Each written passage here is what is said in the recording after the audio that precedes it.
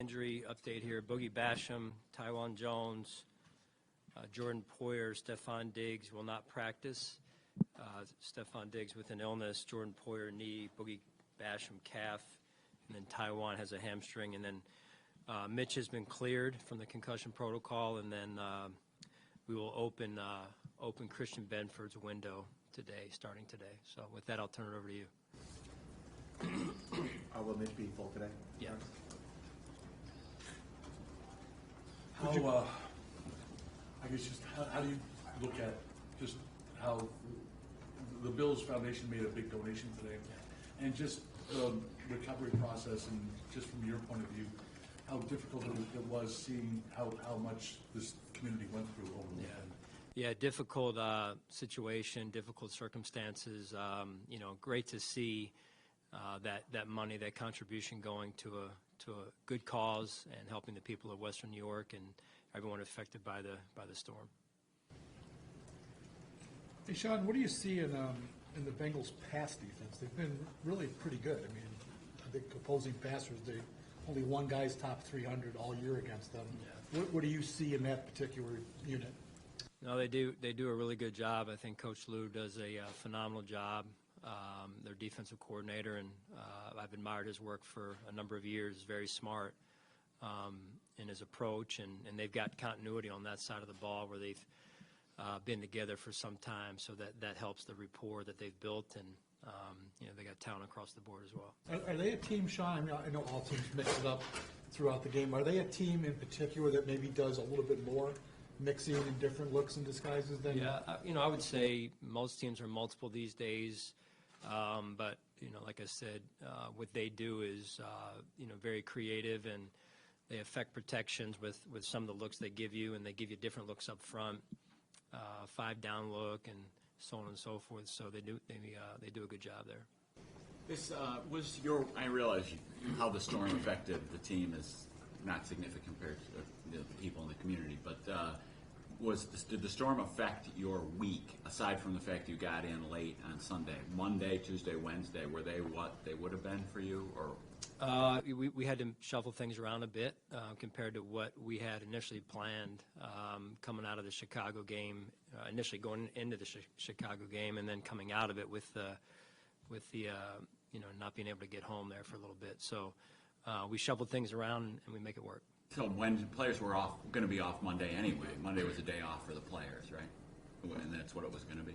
I'm not going to get into what it was going to be and what it was, and that's what it was, and so. You're comfortable just having a 3-day practice window, which is what you would usually have anyway. Right, yeah. Sean, how did you feel that Bucker, handled everything coming back? I know he didn't play a ton or anything like that, but how did you feel that he handled everything? Yeah, he did a great job. Good to have him out there and seeing him get some action, albeit on mostly the field goal unit team there, but good to have him out there with us. I know you don't get too hyped about individual games, but do you sense the magnitude of this one being, that it is a huge, huge game for the #1 seed potentially? I mean, do you sense that it is maybe a little bit bigger than your ordinary regular season game? Yeah, I mean, this is what you work so hard for throughout the the body of the season, is to come down to the stretch here and play these games. We've got a lot of respect for the Bengals. They're the defending AFC champions, obviously, and represented the AFC in the Super Bowl. So and came within a whisker of winning that game, right? So it's a good opponent. They won 7 straight. What do you make of? We've seen Josh go against Patrick Mahomes numerous times, and just the fact that this is the first time Josh gets to face Joe Burrows in a game. I mean, what do you look to see out of that? I know they don't play each other, but out of that matchup, and how intriguing that matchup is with 2 more young stars, facing off against each other. I think that's really what it comes down to, is two good teams led by 2 really good quarterbacks, and we just haven't played them, which is probably the unusual part a little bit. Like we've played other teams multiple times, we have not played them other than a few years ago. So they're a good team led by Joe Burrow, obviously, and you watch him in college, he's been successful. You watch him now in the NFL, he's been successful. So they got a really strong team. What makes Joe special among the special quarterbacks in this league? Well, again, I haven't gone up against him. This will be the first time, but from what it looks like on tape, extremely smart. Knows everything he needs to know at a young age, right? To be in full control of the offense, gets him in and out of the run game, and does a really good job at the line of scrimmage. And from what I've heard of him and his habits, he's a product of his hard work and everything. So a lot of respect for that. Sean, you had a lot of production out of the run game in Chicago. Has that become a confidence thing, too, with the offense, both with the players and then maybe even in Ken in terms of calling it and everybody being maybe a little more on board as you have more and more success with it? I think just the element of staying two-dimensional as an offense is important, and our offensive line did a good job of coming off with a good pad level and gave the back some holes, and then the holes made some people, the backs made some people miss in those holes, and the receivers were blocking down the field, which is good. So usually when you can get some of those runs out past 8 yards, the receivers are doing their job as well.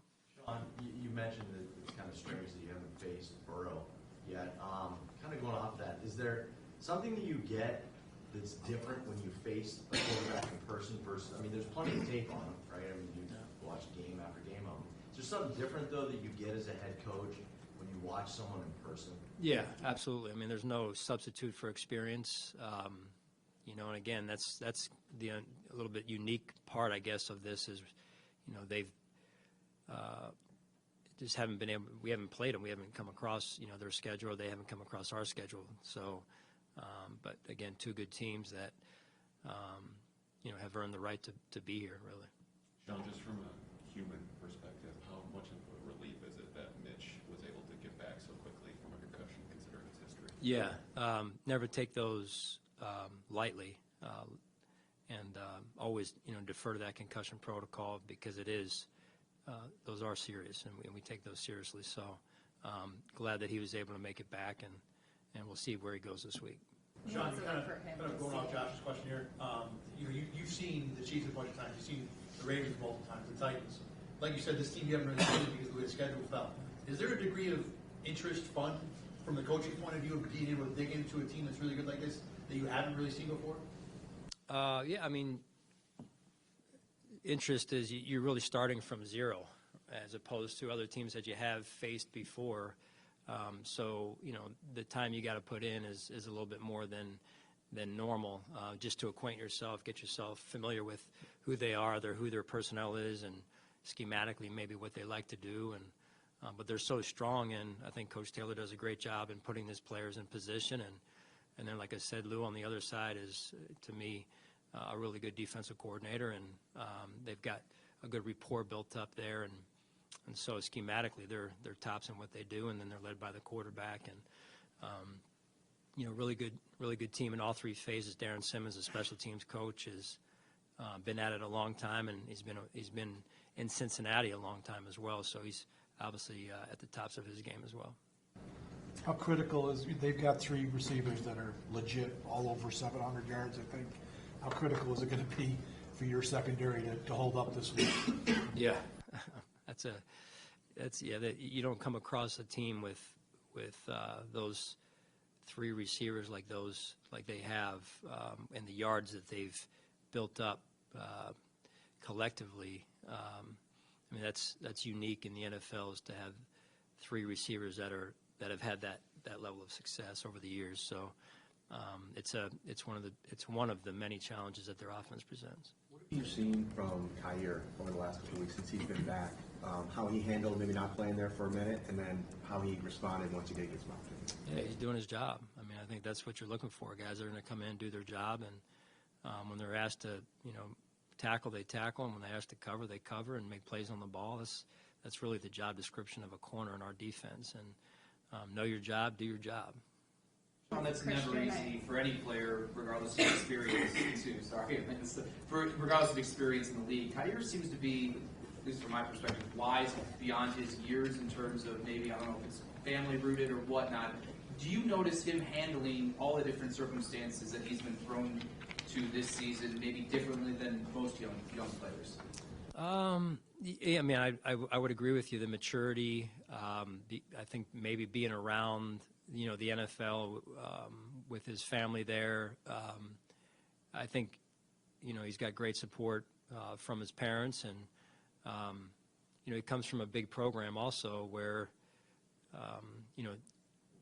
you're not just handed a job, I'm sure, freshman year, and in this case, you're not just handed a job rookie year. You got to earn it, and that's an every week thing, and that's just how we do things here. And I think he's embraced that, and that really is in his DNA in terms of he's an extremely hard worker and a conscientious young man, and wants to do well for not only himself but the team.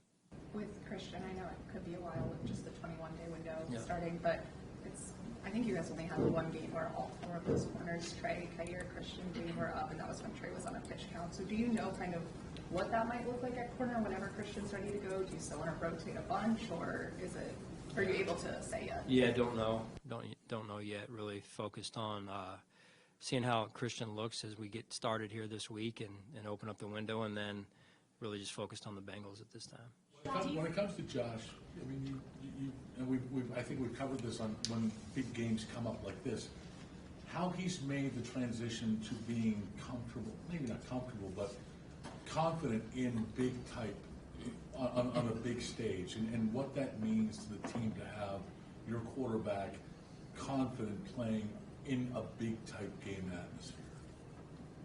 Just what's that like, and having seen that, how have you seen that transition from there going to getting accustomed to it to now being fully confident? Yeah, I mean, I think, again, that comes from experience and being in those situations, and those really normalizing those situations.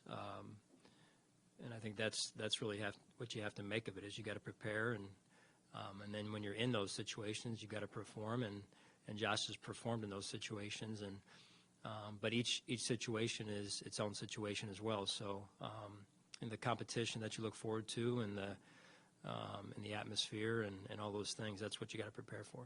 I know you talked about Kair, but I was curious how you feel like Dane and Kair have been rotating the past two games, how that's been going with that back in the mix, if you feel like that's working, or if you prefer it to be one guy, but I guess how it's gone mostly the last two games. Yeah, I mean, I'm a big believer in you play the best players. So if that means you rotate, you rotate. If that means you have, one player in there in one spot as opposed to two, then that's what you do. So there's no magic formula. The best players play, and it's earned.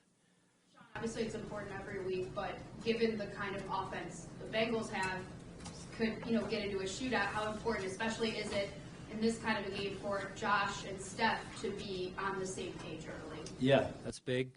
Like it is with our entire offense.